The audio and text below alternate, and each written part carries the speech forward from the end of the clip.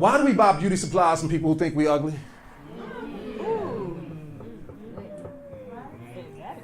Ever since we realized we could save a couple of dollars on Dark and Lovely, it became cool to undermine the economic base of our community. It used to be patronize not those who patronize not us. Now it's every man for himself, divide, let everyone else earn our dollars and flip them. The perpetual example of self-inflicted financial victims. Like, we don't realize that the economic conditions of many of our communities are partially related to where we spend our resources. So quick to point out that the prices in our brothers and sisters' store cost more, but so slow when it comes to analyzing the outside forces and what they vote.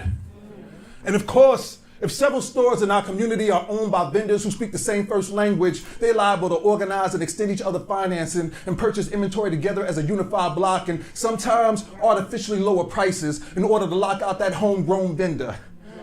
And I understand business is business, it's not for the weak, caveat emptor, sometimes it's vicious, but this is social economic warfare. Often the cost of an item has more components than just price, and you don't trade the lifeblood of your community in exchange for the opportunity to save a little change.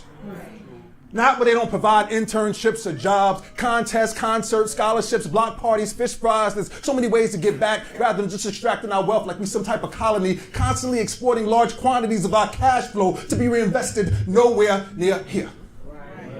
So we just allowed others to take over our culture's entire entertainment business and earn fortunes off of our writing while simultaneously considering us illiterate.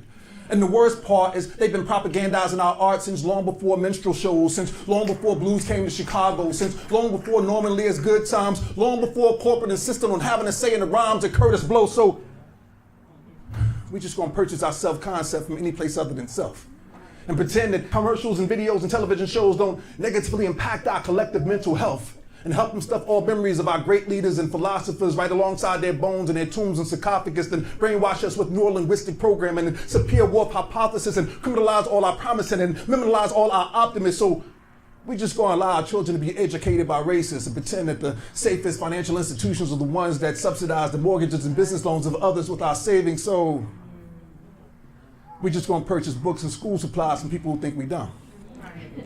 And train our children that money only gravitates from our pockets to those that hate us in such a rush to get the money of our own community. It's a wonder they even bother to still keep our names on our pay stubs.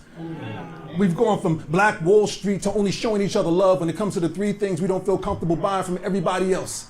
And that's the Holy Spirit, hairstyles, and drugs.